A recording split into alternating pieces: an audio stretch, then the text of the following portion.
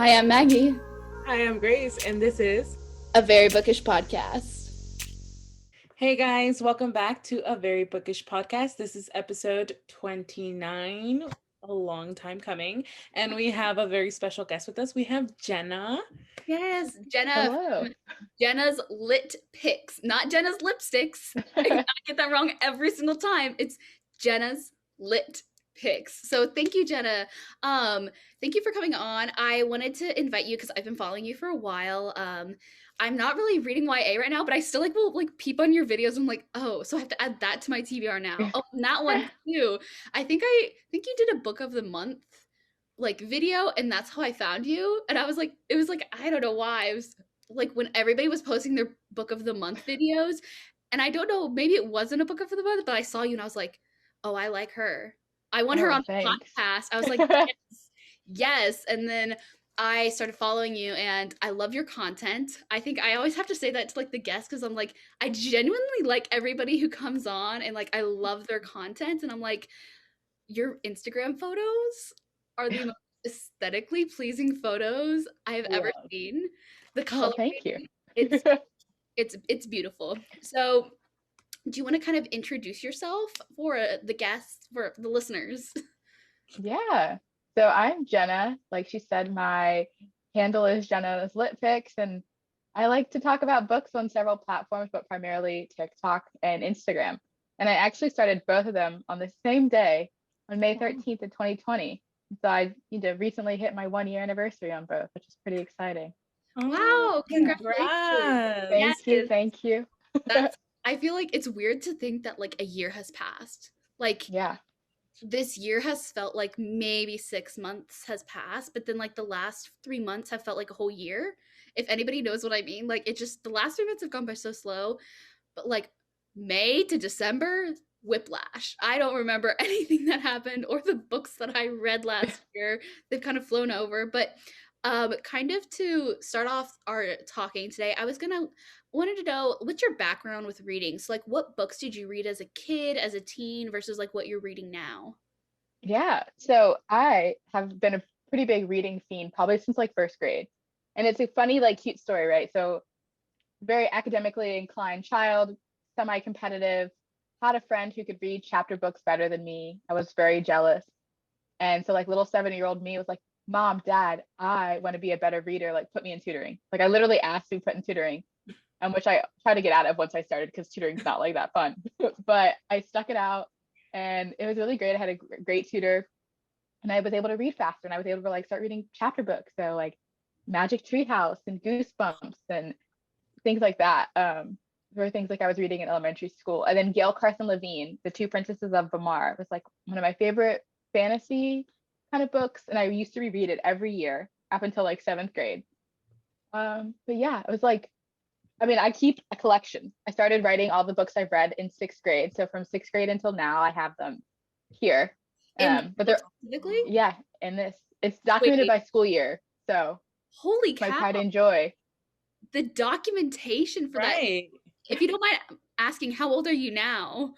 I'm 24. So I think this is what I was 11, 6th grade, right? So yeah. That's dedication. Really?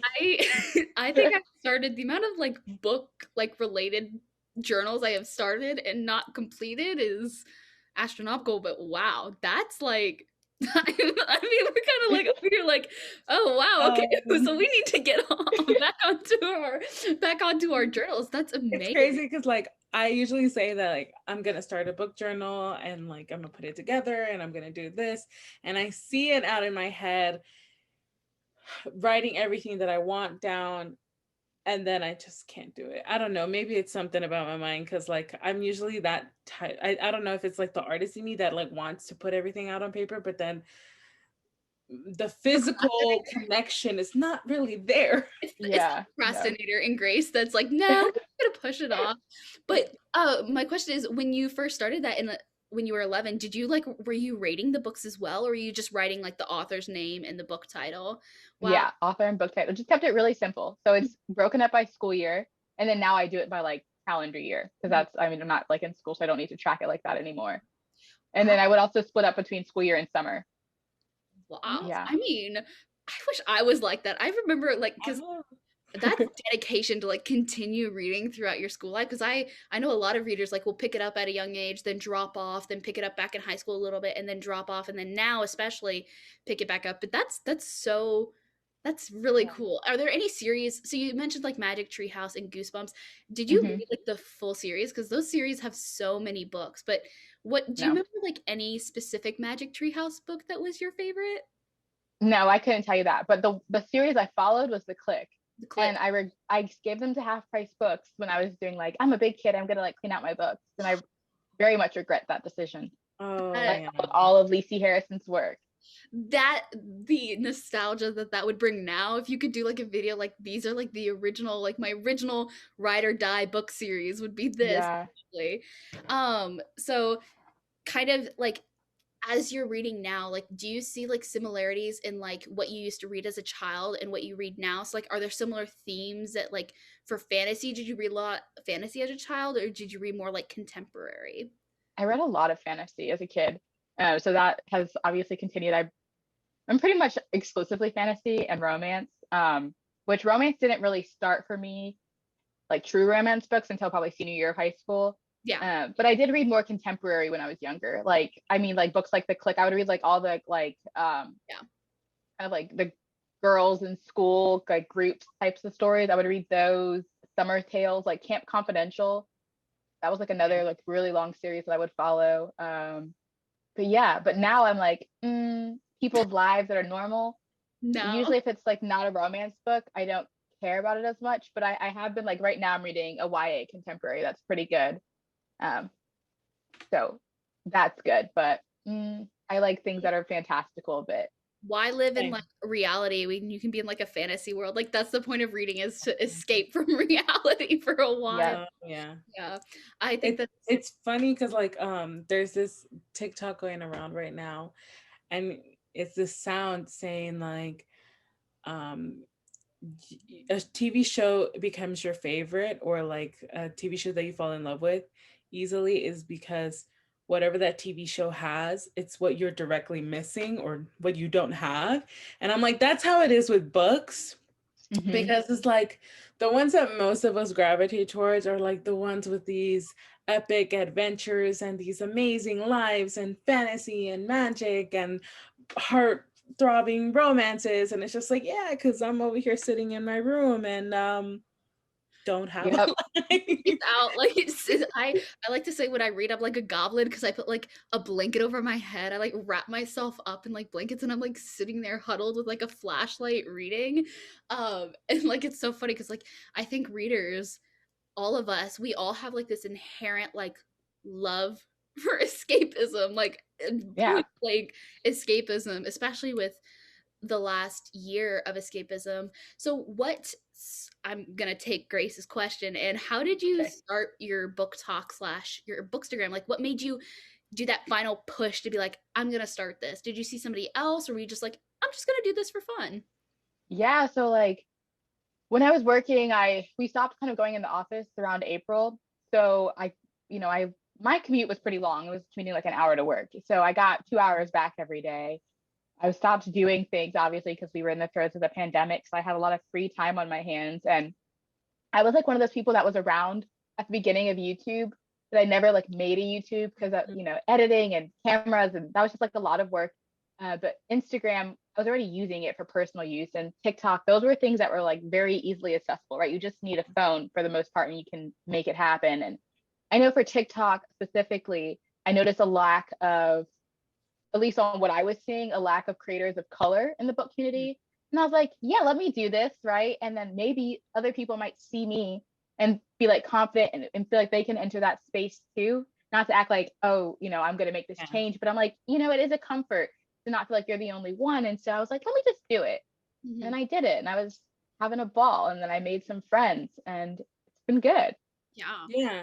I remember that time of TikTok, like when everybody was kind of like launching their TikTok in like right here in May, or, in June.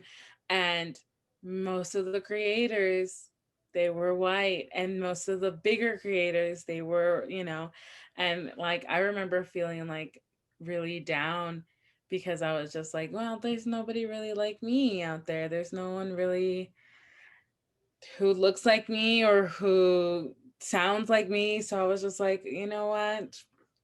We're going to go out there. We're going to try to find people. And then, through a series of events, more people of color started coming out and started making their own book talks. And I was just like, this is amazing. It I is, was yeah. so happy. The more that I started seeing them and like scrolling through my For You page, every time I see one, I'm just like, oh, yes, more of us. We're there. We're here. You Yeah. just have to look for us. And older readers too, because at first it was like very high school, and I was like Yes. stressed out a little bit. I was like, oh, am I too old to do Oh, this? yeah. I can't speak on diversity, but I can speak on like the older readers because I'm 22.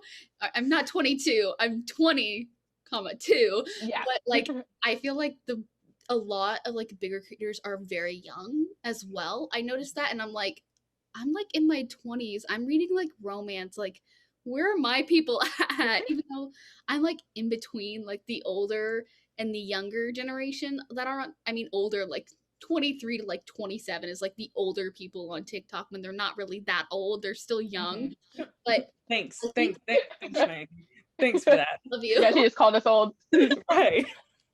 But I noticed this like we saw when Eamon, her platform really changed in January. We saw this like exponential growth of TikTok or book talk, especially with like Mhm. the New York Times magazine article and all of that stuff. So like how did that affect your platform? I don't think it affected mine that much, to be Really? honest with you. I feel like I'm very grateful for the followers that I have, but I've been around for a year, and I think like I'm at a good amount of followers and everything, but I wasn't one of the people that like ballooned. I Mhm. remember like early on, I did like a series of videos for Sarah Rash, the author, for Juneteenth, and that kind of gave me a big kind of a boost of followers. And I did like another video kind of calling out something on that I was seeing in the book community in the summertime. But my growth has been very steady, and Mhm. I do think because I was in the creator fund for a little bit, and I got out of that, and that's actually when I saw myself starting to do better. So I Hmm. don't That's feel like I what was directly impacted by the okay. articles. Yeah. I heard a lot that like the creator fund for like people who are under like 100,000 are like the creator fund like kind of shadow bans you. Is that true? I mean, I was in it for a lot, like pretty much once I was eligible, I joined. And so for the whole time I was in it, it was pretty steady. But when I left, I was like, wow, I actually have more videos that take off. Obviously, some ideas are just better than others, but I just feel like I've had more growth, and it wasn't really making anything, and I wasn't really doing it for the money. So I was like, I'd rather not make anything and have my videos go out to people, because that's why I want people to see what I'm creating, than make, 6 cents and no one really see my video. Yeah, that's interesting because they say like they like make the creator fund this like big thing, but it's really for big creators who are getting millions of views a day, really. Yeah. And it's not I feel like they created this creator fund as like an incentive to like grow your platform and stuff, but it's only it really helps only those who already had a big platform when they created it, sadly. Um Grace, I'll give you the next question because I'm taking all the questions. It's fine. It's okay. I just get going. I'm like, well, I need to know this now. I need to know this. It's okay. So what are some of the struggles that you have faced as a book talker? Um, Struggles. I think it's just like the discourse and book talk in general. Like I will be honest and say, for the most part, I haven't had to deal with nastiness. Like I don't usually get a lot of rude comments.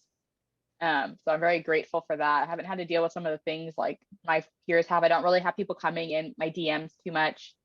I mean, sometimes I have intrusive, not really intrusive, but I just feel like sometimes people try to, if you speak out on something, people try to make you like the expert and like, oh, what are you going to do about this? Are you going to speak about that? And I'm very much like, if I'm going to speak about it, I'm going to speak about it. And if I'm not, I'm not. And I also like, I talk about more social issues on my Instagram than my TikTok, just because it's a lot easier to just repost something or put something in a caption and make a whole video for it. Um, Mm-hmm. and I think also people kind of get caught up in like, if I don't see you doing this on this platform, that you're not being Right. active. And I don't think that's accurate because I'm pretty, active in my real life too with a lot of things that I've done. So Mhm. I'm really not worried about that. But I don't feel like I've had like any Yeah. struggles. It's been a journey. It's been fun, That's good. but Yeah. nothing Because nothing to report. it's funny that you say that, because like as soon as like you say something, as soon as you speak out, as soon as you put a video out saying something, everyone will come at you saying something like, what else is going to happen, what else are you going to do?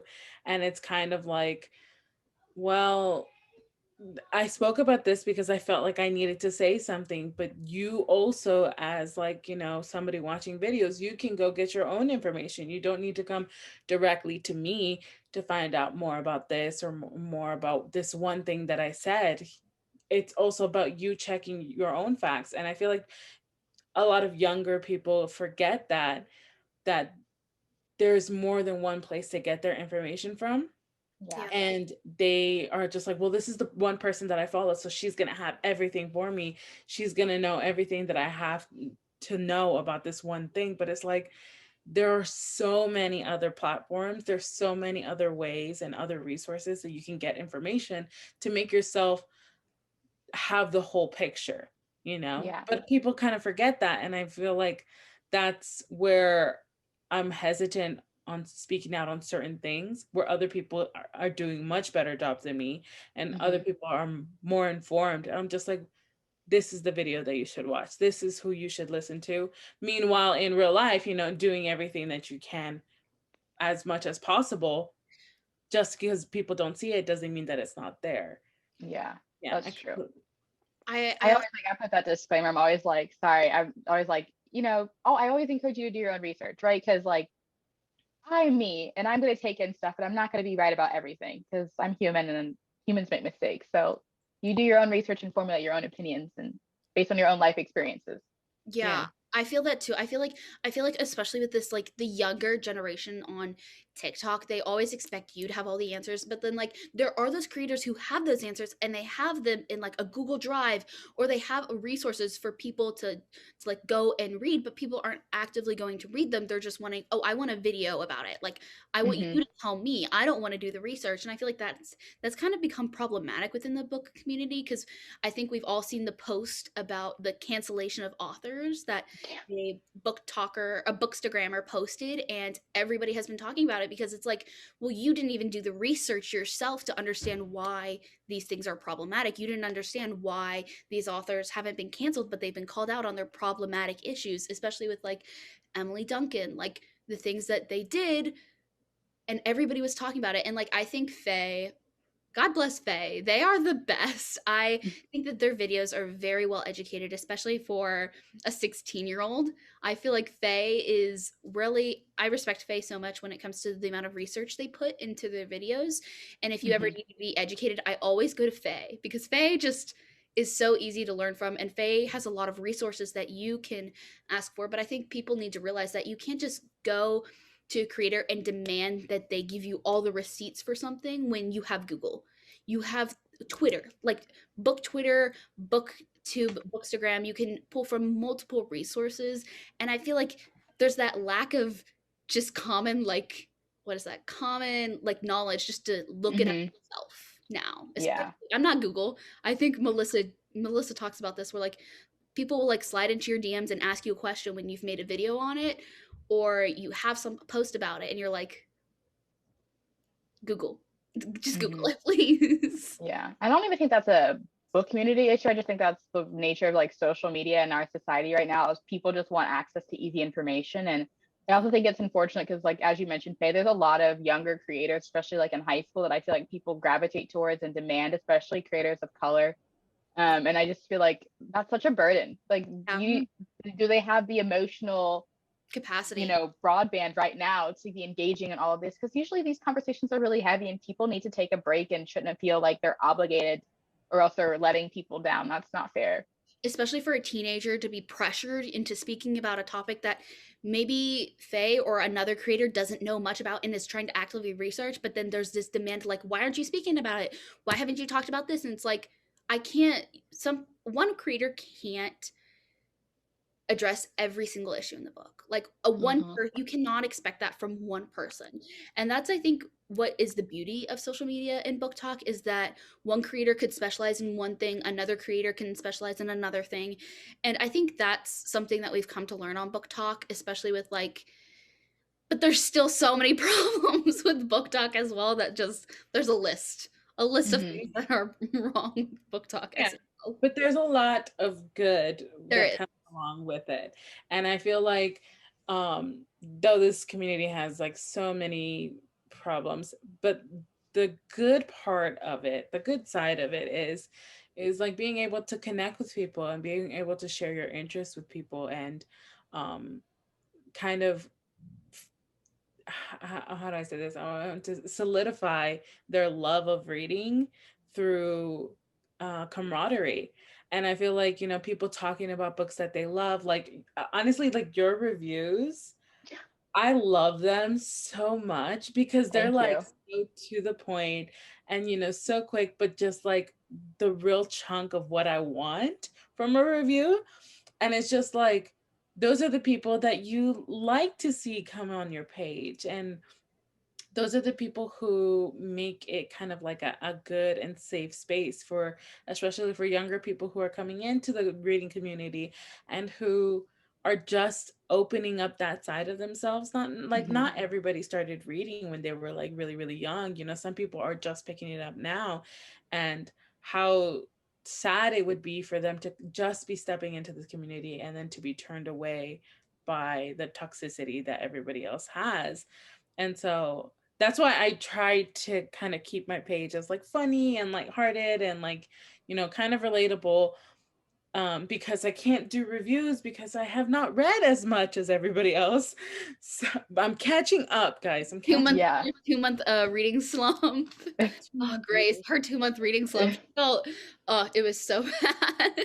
If you like smut, just read smut. That always gets me out of it. Oh, that's what I'm doing now. I have gotten her on the off-campus series. I have a list of what she needs to read. She just is starting to finish off campus, but I have a list for her to read. I'm like, I gotcha. I love fantasy. Fantasy is my heart, but I do need a little palate cleanser every now and then. Yeah, fantasy makes your brain work. You need to shut it down for a second. Yeah. I think my fantasy book that I'm gonna try to read, it's like a more of adult fantasy. It's Priory of the Orange Tree. I'm gonna try to like slowly to start getting into fantasy because it's a big book. So I'm like, okay, I'm gonna try to read it within a month. I'll just read a couple like 100, 200 pages at a time, sit and think about it because I know. Have you read it before? I put it down. I'm like on page 150. Oh my gosh. I put a lot of books down, so. Yeah, I heard nothing but good reviews about it, but I also heard it's like forever to get through, and I'm so nervous for that book. It's eyeing me right now, and I'm like, I don't even want to look at you. I'm like, block it out of my mind, but it's like the first book I'm gonna try to read. I love how like you're like, I'm gonna get into fantasy. Let me start with the biggest book I can find. Ever, right? The biggest one. I'm going all in, guys. Yeah, you could have eased yourself in a little bit there. I mean, I'm gonna read Namesake. I'm gonna try to read Namesake after I finish this book that I'm reading and try to get back into YA again, because I feel like I've taken this adult romance, even contemporary. I read a lot of contemporary romance right now. So I'm gonna try to ease back with Pirates. I think Pirates will be my good way to get back into it. But kind of to keep this going, what are the book series that you would recommend forever? So like a book series, one or two that you would just continue to recommend to any new reader or anybody who comes across your page and they ask for a book recommendation. Okay, this one's older, but Graceling, the Graceling Realm. I discovered that in 6th grade, and I've read that book. I think that's the book I've reread the most. And so they're really good. I think they're good for people who are getting into fantasy. They have a nice touch of romance. Like, I was like 12, like, ooh, kissing. Yeah, it's really good. And I'm going to read it again soon. So that is one I would say. And then maybe another one is a new one to me with The Ember and the Ashes. Definitely not for every reader because it's a little heavier, but I think this is good because it's upper YA too. So you could be younger and it's not like too sexual or anything that you could read it. And then you could be older and really connect with a lot of the themes in it as well. So I'll give you those two. Yeah. An Ember and the Ashes. The Graceling is good, very good. I remember reading that in high school. I think it was like my Mhm. ninth grade year, and I picked it up solely for the name because I was just like, "That's It's my a good name right name. there. Gotta pick it out."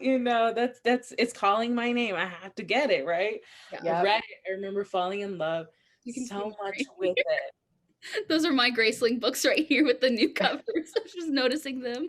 I'm I have loving them it. on ebook because they were on like when Winter Keep came out, they were all like 199. Because Oh, if you ever want an ebook deal, I am your girl.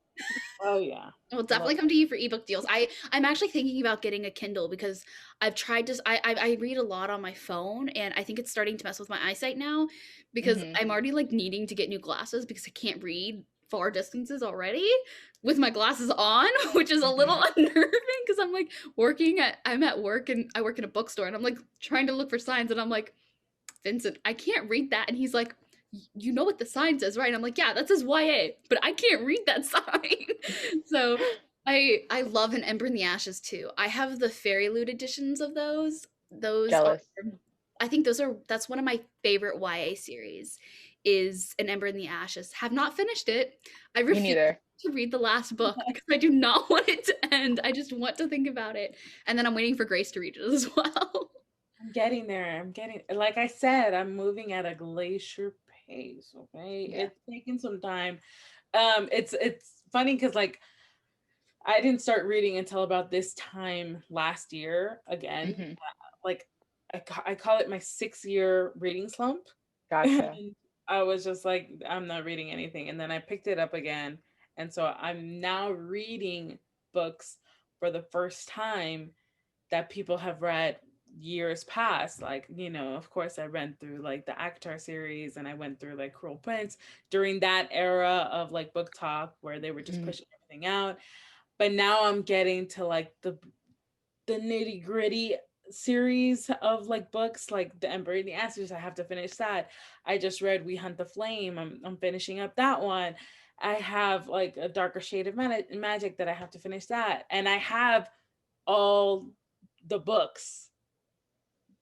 I haven't got to the rest of them yet. I Yeah. have, Yeah, I think there's a lot of pressure. I feel it now, but like I work at a bookstore. I'm on break right now. I don't have to worry about the outside life. I'm just cruising reading, but like when I'm like going back to school, I'm like, how am I going to manage running a podcast, running a social media account and reading all at the same time? Like Hmm. I imagine like you have a full-time job, Grace has a full-time job, and I'm like, what's going to happen once I get a full-time job? And I like graduate and stuff, and I have to sit there at work and actually work and not think about fantasy books. Like, oh, how am Yeah. I gonna manage? I don't know how y'all do it. I just learned to stop comparing because I remember at first I was comparing myself to high schoolers and I'm like, that is not even not comparable, right? I don't have summer vacation, all this. And even being on like Bookstagram, which has more adults, different people have different work lives. Some people, don't work. And so it's just like I gotta stop comparing myself to people when I don't even know what's going on in their lives. And so I'm like, let me just focus on me, which means taking bulk batches of photos, which means recording more videos on the weekend, and then just posting things when I have time. I'm definitely less strict with my Bookstagram than here. Like Bookstagram, I'm like, oh, haven't posted in a week. I'll just pop in my stories. Yeah. So I don't know. It's just like do what you can do Yeah. because there's always someone who's gonna do more than you, so you can't even worry about that. Yeah. yeah. I mean, there's people who read like 18 books a week, but that's only like Kindle Unlimited smutty reads, so I can understand where that's coming from. But I'm just like, oh, sweetie, how do you remember some of the books you read? I was like, I would forget. I mean, I've forgotten like half of the books that I read last year. I don't know about Hmm. anybody else, but I read like 112 books. 70 to 60% of those, I don't even remember what they were about, which See, is I retain the plot. I just don't retain the character names, but I can tell you what it was about for the most part. I'm the reverse. I can remember character names, but the plot, that person died, had no idea. I totally forgot about that. It went right over my head. And for me, it's usually like the magic system that I gravitate towards. I'm like, oh yeah, Hmm. in this book they have this type of magic, and that one they do this, and this one they do that. the magic system is more what I pay attention to. That's because you want to have those powers. You're like, Oh, oh, I would know how to do in this society. Grace likes to think she's a werewolf, but she's a witch. She has werewolf tendencies, but she's a witch. She likes to say like, "Oh, I always gravitate towards the werewolf," and I'm like, "No, you're a witch." Like she always talks about like magic systems and stuff, and I'm sitting here and I'm like, "Mm-hmm, uh-huh," and you're calling yourself a wolf? We talk about magic and being a witch. who wouldn't want to be a werewolf? It would be very cool. Yeah, they're like the best shifters. Yes. Oh, God. I mean, I don't know. I think I would want to shift into like, I don't know why, but a snake. I want to be a snake. I don't know why. Just a black. There's like these ball pythons that are like cinnamon, and they like are iridescent, so they look like rainbow. That's the snake I want to be able to transform into. Ah, you want to look pretty. Yeah. I get that. I don't. There's no other purpose that I just want to be able to sit there, bask, and look pretty, and not have to do anything. I love that. Love that. Mm-hmm. I mean, that's So go ahead. You go ahead, Maggie. Oh, are you sure? Yes, go. So I was gonna say, how do you deal with the pressure of giving an honest review? So like if you've had like a publisher sent you a book or something and you didn't honestly like it, have you ever like given like a bad review after somebody had given you a book, and did you feel bad for not liking it? Like how did you deal with that? Honestly, no, because I feel like my integrity as a reviewer is more important than like making a publisher feel good. Plus, books are subjective, so just because I didn't like it, and I try to stress it's like just because I didn't like it doesn't mean someone else isn't gonna love it, right? Like there's a book that I got an ARC for that I didn't have a review out for like a month after publication because I didn't like it. I actually DNF'd the book, but I read about 50%, so I still like put a review out there. But I didn't put a review on my TikTok. I always get kind of weird, like if the book is really right. So if a publisher sends me a book, I'm always gonna review it. But I try to keep my page books I enjoyed for the most part. And like for me, I could give a book a 3-star, which is not like the highest rating, but I could still be like, I'm gonna continue on, or I think you should still read it, but I didn't love it. But if I don't have anything positive to say, I'll probably just keep that on a like Goodreads or something. I don't think I would, unless it was like really problematic. I'm like, I don't need to bash this author's book on my platform per se. Well, but yeah, like, I don't. I also think a lot of people forget that reading is very subjective. So there are a lot of books that, I mean, I I read 365 Days. It's the movie 365 Days is a book. I read it is the most like it's not even like I've read darker romance books. It's not even that. It's just like bad. It's bad book. And then people in the comments, I put like a full spoiler review, and people are like, "Oh, I'm still gonna read this book. This book was amazing." And I'm like, "That's great. You do you, sweetheart. I hated this book. I was able to read the whole book in like less than a day, but I regret the whole thing. I spent a day wasted on that book." But I also think that like that's what I wanted to do with my page is like if I get a book that I didn't really like, I don't want to put it out there that like I didn't like it. I want to keep like books that you see on my page are ones that I want you to read. So I like that idea of keeping, if you want to see like my honest review and stuff, putting on Goodreads of like the books that I have read that I don't post about on my page. I think that's very interesting because I want to start doing that more reviews on books. Do you have like a set rating system that you kind of like adhere to, or do you kind of just kind of go with the flow? When you finish the book, you just put whatever star rating, or do you have like, no, it's this criteria that it has to meet? Yes, but it kind of fluctuates. Like it's not as stringent as some people's that I've seen. And I also think I'm better at rating like fantasy and contemporary. I'm still working on how I rate like pure smut. So I'm always just like, how do I rate that? Right? Good sex or like plot, like so I'm working on that, but usually so I don't give a lot of 5 stars. I'm not as stingy as some people, but I'm not as like generous as others. But I will say like for 5 stars, there's like a feeling. I know like it's like the vibes of the book, but it's so true because to me, if I have to really think about if this book is a 5-star, it's not a 5-star. So that's like how I know for that. Like if I'm really thinking about it, then it might be a 4.75 or a 4.5. But most of my books are in the 3 to 3.75 rating. And then if I like really like it, it's going to be a 4 and above. Or there's books that I don't necessarily like love, but I have to appreciate the craft so much that it'll get a 4 star. Like Piranha Sea by Susanna Clark. I was like, I need to read this book again. Like she was doing a lot of cool things with the story. It wasn't necessarily a book that I was like enamored with, but I appreciated what the author did, and I definitely think she accomplished what she was going for. So I was like, yeah, this is gonna be a 4 star because the crafting of this novel was superb, and like, who am I to knock that? Yeah. Yeah, I get that, because like there, for 5 star reads for me, it's like the book had to make me really feel something in order for me to like be hung up on it. Like if it makes me cry, if it makes me like have to put the book down and walk around for a little bit, if I have to like, if I fall in love with like the storyline and the relationships that the characters build, that's like a 5 star read for me. Usually my sweet spot is like at a 4, because I have been fortunate enough not to read any books that were like not good at all. Again, I'm trying to catch up through all of these amazing books that people have been reading. So I've been fortunate that most of my reads have been 4 stars, which means it was a good book. I enjoyed it. I was able to get through it very quickly. I was interested in these characters and what happened even after the books, like what kind of lives they lived or whatever. I wanted to be in that world. If I give a book like a 3 stars, it's like I got through it. I got through it and it was decent. It was okay. And anything below that, it's like I struggled to get through it. I finished it. I didn't want to.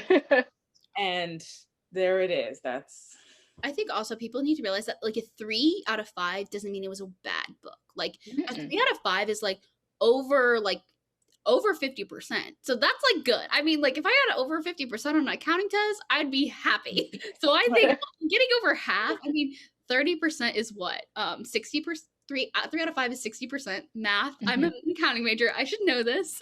But like a 60%, like if I got a 60% throughout all of my accounting, that'd be great. That'd be solid. So I think a lot of people realize that like reading is so subjective, especially when it comes to book ratings. Like I also think that like that kind of goes into like the book age ratings of books. I try to like I read a lot, so I'm like 18 plus. Like this is really 18 plus because I feel like a lot of even in like YA, there are some books where I'm like, I don't think a 13-year-old could comprehend the vast themes because I feel like a lot of themes that are in those like older YA books because YA spans from 12, 13ish to 18, which is like the 5 years difference between like me at 13. I was the cringiest 13-year-old because it's not just 5 years. Within those 5 years there's so much mental maturity going on and growing, and there's so much happening within the life that between 1 year and the next, the maturity level is completely different and what people are able to comprehend. Not saying that people who are much younger cannot comprehend or understand deeper themes of certain books, but it's like a while ago, I think Melissa, Eamon, and Maggie and I, we were all talking about this kind of age rating thing. And then literally after we hopped off live, I saw this TikTok of this mom talking with her 2 sons. And she was like, okay, to the younger son, she's just like, okay, I need you to go upstairs right now because I need to talk with some things with your older brother. And then he's just like, but why? And then she's just like, okay, well, we talked about this, right? You understand generics, generalities, but you do not know specifics. And specifics are for when you get older to understand that. So you can understand the general picture of something, but to understand how the specifics and how things work and very detailed things about whatever it is, certain ages aren't ready for that until they like start picking it up. And that can go into like, into sex or into more than that. It's not just like the sexual content, it's so much more than that. And I think younger people kind of get offended and be like, well, I can handle that. I started reading Wattpad when I was like 13, and it's just like, okay, but same I did, but that didn't help me at all in life. It doesn't help, it kind of creates this burden on this person to kind of carry that knowledge with them, when you want them to be able to enjoy certain books without having something looming over them, Mm-hmm. I don't know. I guess that's me. And especially No, because I get what you're saying. yeah, and then Because I would self-regulate. yeah, you have to self-regulate, because we have a responsibility to kind of understand what we're pushing out Mm-hmm. to the community. And though we may feel like some people are not ready, like they're still going to take it into their own hands, but we're adults and we're at a certain age where whatever we do is going to be very, like, it's going to be combed through with a fine tooth comb, right?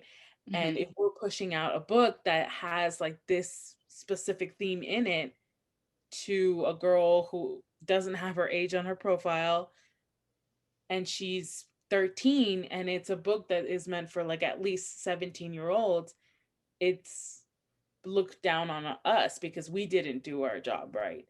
And so that's why we have to kind of be careful of like how we phrase our age ratings.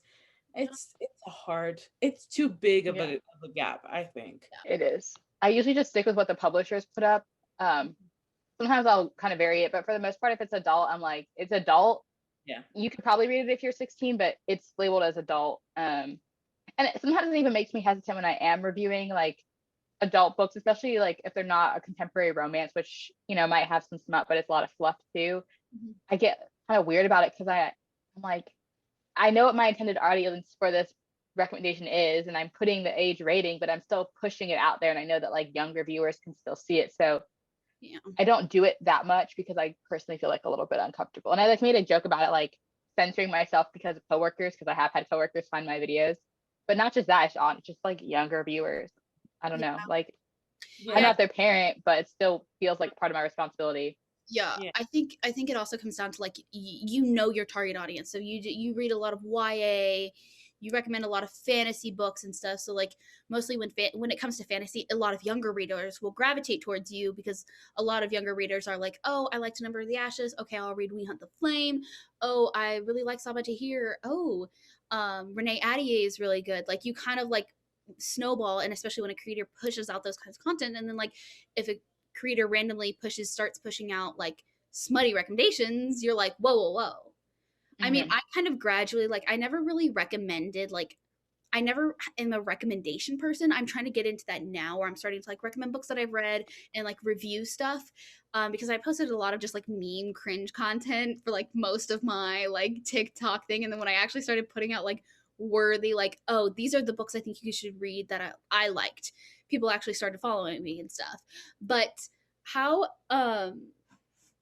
when you first started your account and stuff, did you think you were gonna get this like big? Because you are like, compared to like other like outside of the book talk community, there's like people who have like hundreds of millions of followers, but like within the book talk community, you're a pretty big creator. Did you think that was gonna happen when you first started? No, I was just posting for fun. I was like, 100 people want to watch my videos. Like, how exciting is that? So no. Yeah. When 100 people watch like that, when you get like your first 1,000, like first 100 followers, you're like, I'm big. I've made it. You're like, oh, yeah. And then you get like your first 1,000 and you're like, oh, wow, I'm amazing.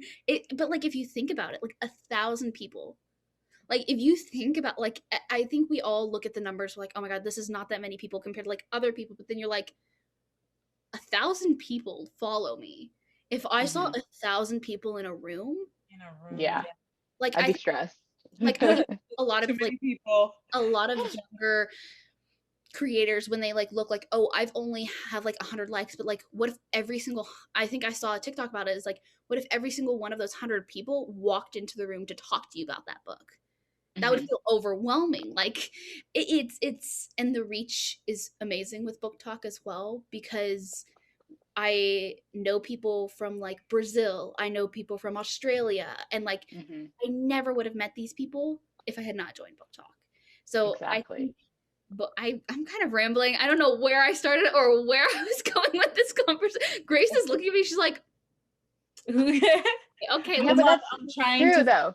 It's okay. Because I think I get what you're saying, and like yes, I would be lying if I said I never got hung up on likes or followers, but I really try to focus on like engagement. Because for Mhm. me, I'd rather have more comments than likes, because the whole reason I made my accounts was to talk to people about books, because I love my friends. They're amazing, but most of my friends are not big readers, or if they're reading, they're like very much nonfiction self-help books. Like my mother and I, we do not have similar reading tastes. She likes to read a bunch of memoirs or Christian books. And so we share some of that, but like she doesn't care about my dragon books, you know? Yeah. Um, Yeah. so I'm like, this community is where I get to talk to people who are reading books similar to me and get recommendations and do all that. So that's what I care about. I care about having people that like care about what I'm talking about, and I care about what they're talking about. We can just share our ideas. Yeah. Yeah, for sure. Because like at the end of the day, it's about you making connections with people, you know? Yeah. And, like those are the people that you end up looking forward to hearing from.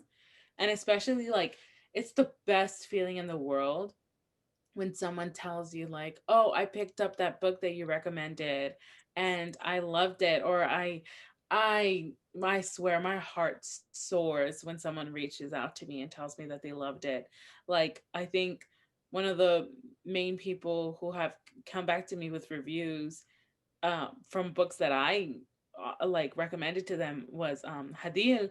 She was like she was always scared to start a book talk, and then she started one, and she Mhm. and I was just like, just do like whatever you feel comfortable with posting, just post what makes you happy. And then she started doing that, and now she has like a good amount of following. And every time I talk about a book that I like on my Snapchat story or whatever, she'll like, "Oh, I'm automatically adding this book because I trust your recommendations." And I'm just like, Yeah. "Oh, that makes I me so I always trust happy." Grace's recommendations. I'm that person where Grace recommends me a book and I buy it automatically. Like I buy it within 5 minutes of her recommending it to Oh me. yeah. I did it with the From Blood and Ash series. I literally like she was like, Maggie, you have to read this book. And then I sent her a screenshot of my Amazon order and I was like, I bought the first two. And she's like, this is why. This is why you are my friend. I Yeah. love it, but it also stresses me out. So I'm like, there's gonna be that one book that I recommend that they're not gonna like, and I'm gonna feel so sad. I'm like, if you don't like it and I've gushed, do not tell me. I don't need to hear about it. Yeah. Just I don't like it think and Yeah, but it also silently. comes to the subjectiveness. Like I might like it, Yeah. but you might not like it. And I think that's a very there's like a big thing going around book talk right now where it's like a lot of shaming when it comes to, oh, this person might have liked this book, but this other person might not have. And then like communities of like different followers are like attacking other people. And you're like, that's not what we're about. We're about reading and giving our opinions on it so that you can develop your own opinion and maybe read it and decide, hey, this person likes it. I trust this person. I like the books that they read. Maybe I'll like it. Mhm. Versus if I went onto like a random person's page that I don't like any of the books they read, I don't read any of the books they read, and they start recommending, and I didn't like a recommendation video. Well, obviously, because I don't like the kind of content that they like to read. So I'm obviously Mhm. not going to like it. And I think that comes down to like the maturity level of some followers in the sense that like they can't like they're like, oh, if you didn't like this popular book, there's something wrong with you, or like you liked this really Den of Vipers. There are people who like Den of Vipers, and no shame to them because that's you. That's you, sweetie. You can stay in your dark romance lane. I got a little scared from that book, but that's good on you that you like it. But then you see people who attack other people for not liking it and then Mhm. for liking it as well. And I think Yeah. there needs to be this talk of like, stop policing people's opinions on the book and if they liked it or not. I think that's just, except if the book is very problematic, which we Yeah. know, like Emily Duncan, it's very anti Semitic, is written into it. And so I think that is when you're like, oh, I don't think we should be promoting that book. A lot of I read the book and I was just like, I had no idea. And that's also why I Mhm. think book talk is because I had no idea behind it until Faye talked about it. And I was like, wow, thank you for educating me because non-religious person, I'm white. I'm a white middle class woman. I'm never gonna be able to understand that. When I read it, I didn't have any preconceived notion about that. But then Faye told me, and I was like, Faye made their video about it, and I was like, wow, like that is why I follow Faye's because like I follow a lot of creators that are diverse and stuff because I'm able to consume. I don't know where I'm going with this conversation, but I'm able to consume this content. I think that's what makes book talk really good, and I'm able to gather all these different opinions on people's reviews of books. That's where I was going with it. Circle right back. Good job. Yeah. Good job, All Maggie. back around. Good I job. had to connect the dots in my head. I was like, where am I going with this? Yes. Yeah. Following people for their opinions, and like it's okay not to follow somebody if you don't like the books they read. Oh yeah. But it's hard to kind of like, if it was your favorite book and you see a bad review coming, you're just like, I don't want to. Don't. Pauline trashed one of my favorites, Comfort series, Oh my and God. I saw her do it on Instagram, and I was like, oh my gosh, like, are you serious? You didn't like it? What And then series? one of my, it's the Remnant Chronicles, so The Kiss of Deception. Yes. And then Brenna, chronically Brenna, right now is reading the series. Yeah. And we've been messaging, and she's like, I love it. It's so underhyped. I'm like, I have it. I have it on my shelf. It's somewhere. It's somewhere up there, but I have it. And I bought it because I loved the cover. And I don't know if you've ever read it, but The Valiant is like a trilogy, and it reminded me of that, where it's like badass women, warriors. That's what I want. Yeah, I haven't read The Valiant, but it's good. Yeah. I think there's a good twist in the first book, hence the name. Have you read his Fair Assassins trilogy by chance? No, it's on it's on my list. Okay, because that's on my library app. That's because I have the sequel. I have the sequel as well up here, but I've read that series in the duology, and that's a good, like, if you want like assassins, women, and gods, that's the book series that I know Reese reads. He recommends that book all the time, and I was like, thank you, somebody who shares my love for that series as well, because that's a good, like, it kind of, the Graceling series realm, is it like a different person each book, right? Well, the first two kind of follow the same girl, and then the third, I have read part of Winterkeep, so I think that's a whole new cast, but it brings in some old people, and then Bitter Blue follows Bitter Blue. Okay. So yes and no. Like, it's a bunch of characters you've seen, you just get to explore different people's kind of stories. Okay.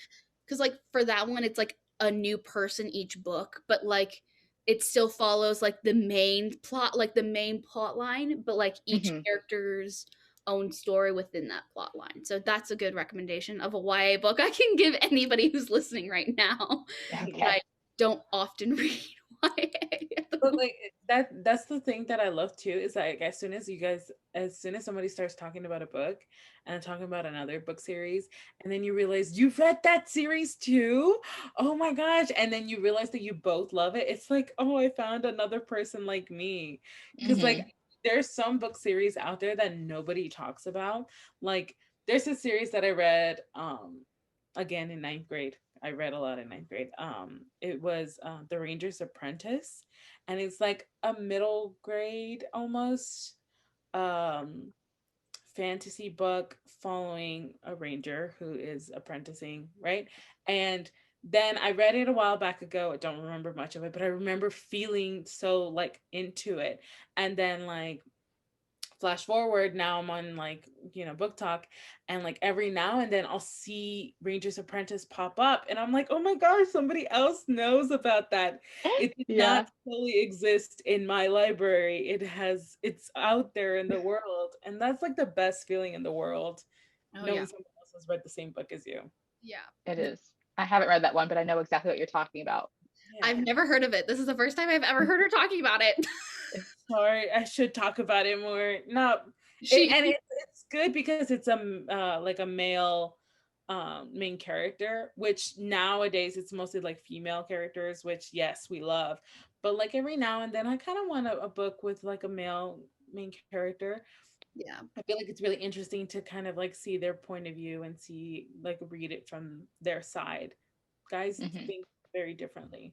Well, they do. Yeah, and I also think YA is, like, not saying that the book world, I mean, like, romance is like one of the biggest industries, so it's definitely women dominated, but like writing like YA and like romance is like the one place that women actually dominate above men, and I love it because like I feel like men have everything in the world, they get everything, and it's like reading, it's like yes, but also I feel like there's some like Adam Silvera writes really good books. Aiden Thomas, yes. They write really good books, but like I also kind of want to start reading more male POVs, because I just feel like, I sometimes get annoyed. I'm like, girl, like, why? Like, I feel you, but no, no. I want to sometimes see from like a man's perspective of like fantasy as well. So my question is, do you have any POVs from a male's point of view fantasy? Besides like Not Sith many. Rose or King Yeah, of Scars. Yeah. it's not that Um, many that there are. I mean, there's one I want to read. So Son of the Storm is the first book in like a pre-colonial West African inspired world.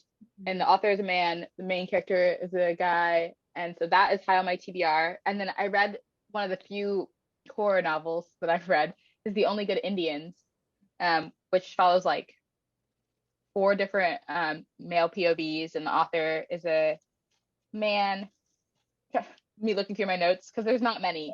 Because I was Girl, very much like this reading is a lot of books by men when I was younger, and then now I'm like Mhm. women only. And then I was like, I saw a tweet that like I was like, wow, that's actually a really negative rhetoric because Yeah. what I really mean is like I don't want to read so many books by cishet white men because I did that a lot, but there's so many like marginalized men of color, non-binary folks that I should be reading books from too. So I kind of checked Yeah. myself and was like, I'm gonna stop saying that because that's actually kind of a harmful rhetoric.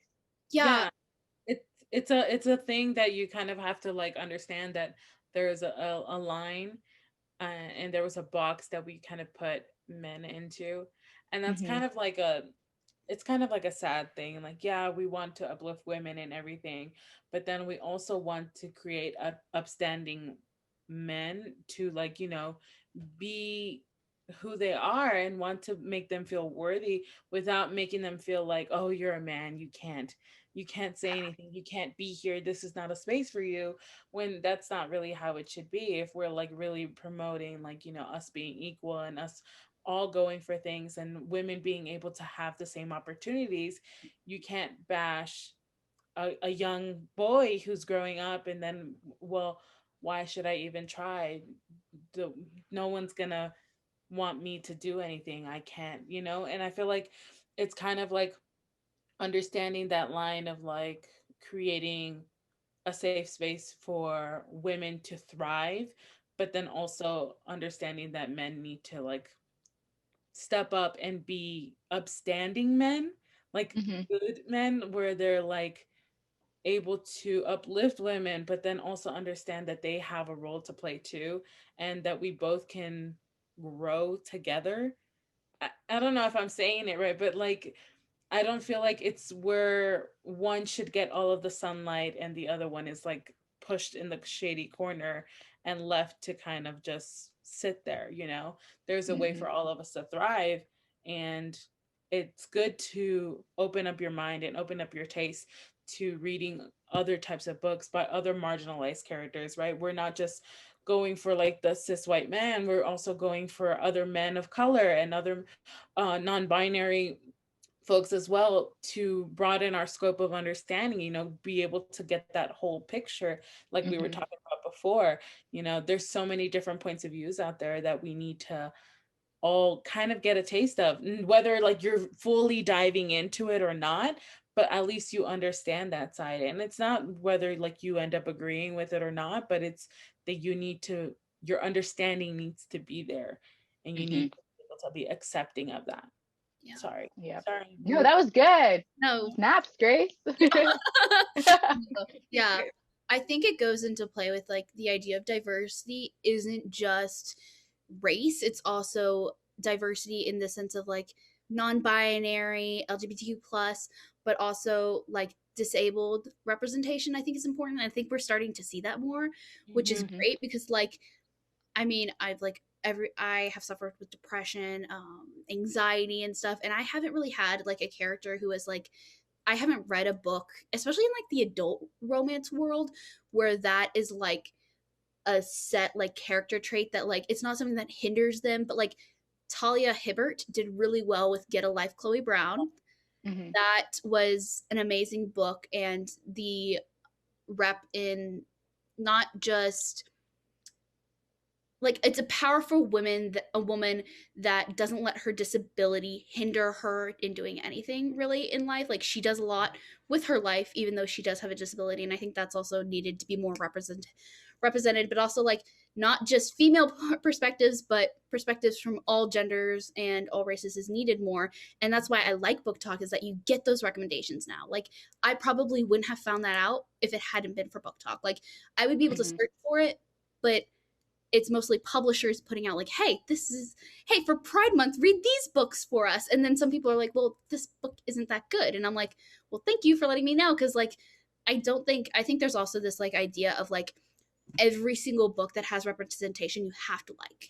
And like, I saw this creator, he was talking about how he didn't like Children of Blood and Bone.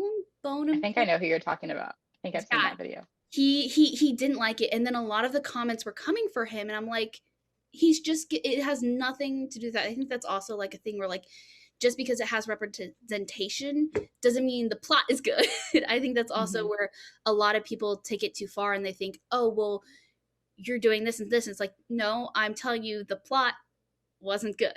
And so I think a lot of, not reviewers, but the audience members need to keep that in mind, that like just because I didn't like the book doesn't mean anything when it comes to the characters or something, or the representation in the book. It is the fact that I just didn't like the book.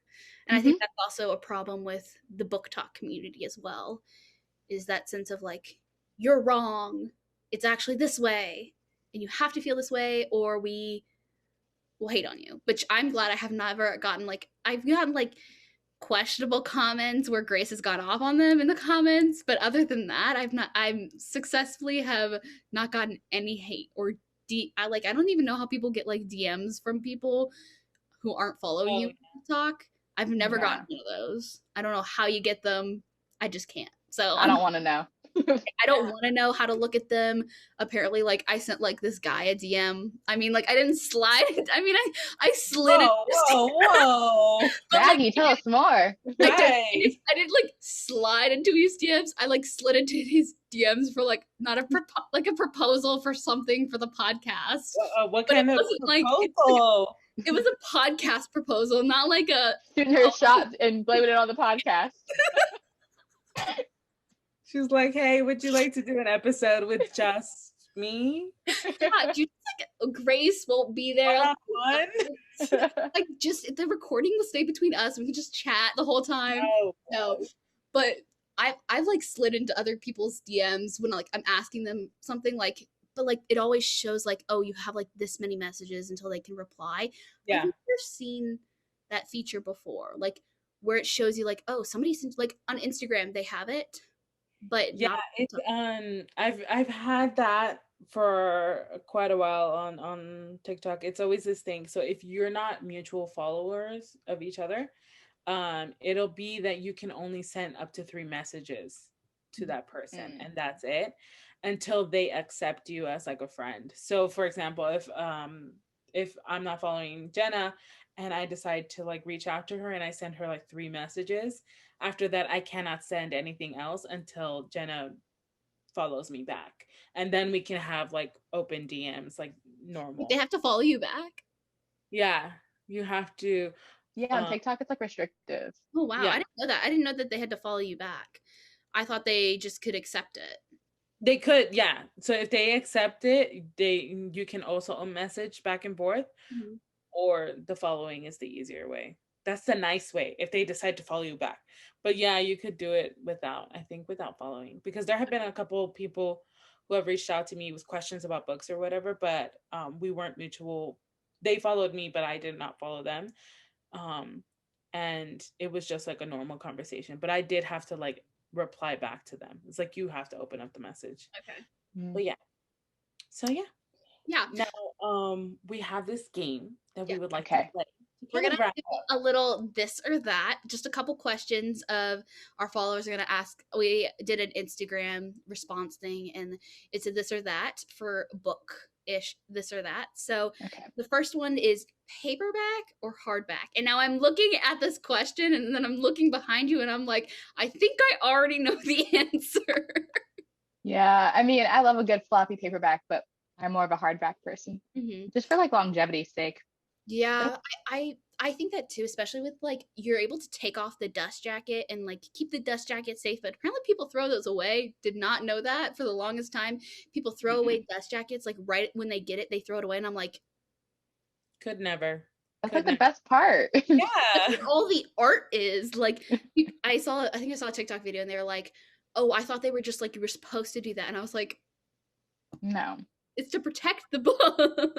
I have alternate dust jackets for the Curse Breaker series, and the original covers for those. I have those literally right behind, like Yeah. tucked behind my shelf somewhere. They're there. They're not going anywhere. Will anyone ever see them again? Probably not. But am I going to throw them away? No. No. Yes. Same So way. I think this question will be easily answered. Fluff or angst? Angst. Angst. Yeah, for sure. Really? Not even a question. I don't Like, know. I'm reading a lot of. I mean, I am reading like bully romances at the moment, so like angst is like really there. But then like I read like my contemporary romances where like a lot of the fluff is like, oh, this is really cute. Like they're being together, they're doing things together. This is so cute. They're actually dating. I but think that's after a Yeah. good amount of angst. like the friends to like lovers. I'm kind of starting to drift towards that, like the friends to lovers in my like contemporary stuff, where it's like Grace and I are like, ah. no, like no, we need enemies to lovers all the way. I need some tension. Like if they get together in book 1, I need some tension in book 2 to keep me going. Otherwise, I'm going to be looking at the other enemy, thinking maybe there's a possible second love interest. I don't know. Okay, so we're gonna have a series with different covers on the front, or have some in paperback and some in hardback. Ooh. I'd rather do paperback and hardback. I'd rather the series look like each other. I like how I have all of these questions and I just look right behind you and I'm like, oh, these are all answered. But I guess this is for our also Spotify listeners who won't be watching this. For you, is it Greek or Roman mythology background? Wait, that's like very similar. Yeah, but I'm more of a Greek background. You're Me more of a too. Greek. Yeah, Yeah. that's what I think. I don't know. The I Romans. was homeschooled for a while, and my dad actually took it upon himself. Like he has a degree in English literature, so he's very keen on like that. So thanks, Dad. But then he was also big on like Greek mythology and like teaching us all about that. And like my brother and I fell in love. And apparently when I went back to school, people my age did not have that. And I'm like, you guys did not have a Greek mythology phase? Not Percy no. Jackson. Everybody Yeah. goes through it. That's how I got into it. So, and Hercules. Oh, Hercules, that movie. I actually saw this girl. She does like tattoos. She did like the Percy Jackson tattoo series. Oh my God, I don't know what you're She's talking about. actually coming out with tattoos. So it's like she has like a Percy Jackson series tattoos where she did like tattoos on all the characters and she's coming out with them. So like it's like the temporary tattoos. And so you can get them. And I'm like, hold up. I could have tattoos and they be temporary. Hold on a second. Yeah. I'm gonna enjoy this, especially if they're Percy Jackson ones. Hopefully. So our next one is: would you rather not read the first chapter of the book, or never read the last chapter? Not read the What? first. Yeah, I'm Because good. they always reiterate it later. I don't know. Yeah, I mean that's true. That's true. that's But like like some, the setup. Yeah. people though, like some people like the last chapter like is just a fluff chapter. So I'm like, sometimes. No, I've had last chapters break my heart. Oh, Do a really? whole switcheroo. I mean, I'm No. pretty like smut, so like the last chapter is like the wrap up chapter. So I'm like, okay, I just like kind of speed through it. Oh, but then if you chose that every time you would pick up a fantasy book, if it's a cliffhanger, you would never know. That's true. That's true. But what if something happens in the first chapter that like never gets repeated until the very end? No, but then you still find out. It's true. Yeah, it true. comes out. I don't know. These are questions not from me. They're from all listeners. Okay. That's a good question though. Like, because there are some pretty intense first chapters. Yeah. Like there are some like chapters where it opens up and you're like, oh, this would be good information to keep stored in my brain. Because like, I don't know. No, I still want that feeling of finishing the book at the end. Mhm. That's something. I Yeah. need. Yes. So would you rather have a full 7 long series, like a big book series, or would you rather have a duology? Duology. It's my favorite. Okay, I think a lot of people like duologies are perfect. Like We Hunt Mhm. the Flame, perfect duology, but Six of Crows, top tier duology. I think everybody is loving on Six of Crows right now. It is one of my favorite, but also I think quartets are really good. I think a Hmm. lot of people, that quartet is like that sweet spot where it's like, oh, this is long enough that I can spend a while on it, but also not too long where it's like, oh, this is dragging on so long. Yeah. But yeah. I think my longest is like an 11 book series, 11 or 12. But that is like because I really liked that series. But there's some that, like you said, 4 or 5, like, yeah, I kind of prefer that. But two is good because two has perfect pacing. Yeah. If you do a quartet or you do a trilogy, there's always a book that has too much of a drag. Yeah. Mhm. They There's that can't help it. it's the Yeah. world building book that like it's that filler book that it's like, okay, you need Yeah. to know this information to get to the end, but like it's kind of just a filler to like fill you up with information. Not a lot happens in the book, but it moves you on to the next book. I feel like that's what Reaper of the Gates, no, Torch Against the Night was for me in An Ember in the Ashes. You Torch, no, might just not be a journey person though. Like, do you not like journey travel stories? I, Probably. I don't think That's so. what that was. Yeah. That's true because it was a big journey book. Grace hasn't read it yet, but it was kind of like a journey, and I was just kind of like, okay, where's I my would like it. I would probably like it because I do like the journey. I like traveling because that's where character relationships are built. That's Hmm. where people kind of learn about each other. That's where they start sharing stories and start becoming a team. You know, the journey is where they build if they're gonna ride or die for each other in the final battle. Yeah. So I love journeys. That is Grace, true. I'll give you a non-spoiler. So I liked Number in the Ashes more. I gave it 5 stars. Mhm. But Torch made me cry. Oh, Okay, oh, that's the one perfect because I cry any time. So I yeah. will say, Elias in Torch Against the Night was like, hmm, he That's hit, not why I cried. I won't say because Grace is here. I'll but tell I you because know I what think the reason I cried, people like, is not the reason. But yeah, a book kind of hurt me a little bit. I know. I think that's probably why I didn't like it as much because it hurt me, and I was like, you saw that you're not doing. I think that's why a lot of people say Sky Beyond the Storm really hurt them too, and I was like, nope, Ooh, I'm not. yeah, I'm I not. Yeah, have I'm that scared. too. I don't want to read it. Our mutual friend Kate, she read it and she was like, "Oh my gosh!" I already got a spoiler for it, which I was so sad about. I got a spoiler Mm. for it, and I was like, it was a fan art too spoiler. And it was like a month after the book came out, but I was like, I hate spoilers with a passion. Oh yeah. I So I hate them. And but my question is, have you ever had a book spoiled for you like that bad? A big oh spoiler? yeah, Crooked Kingdom. Probably I why I haven't read it yet because it was spoiled. So I'm like, oh, Yeah. With oh, with books that I know that something's coming up, I'm like, I'm not gonna read this for a while. Like I was slowly making my way through Throne of Glass because hmm I gotta get through it. I'm gonna do it, right? And I was really enjoying it. And then I hit a reading slump. And I think it was triggered by a couple of things right before I started Empire of Storms.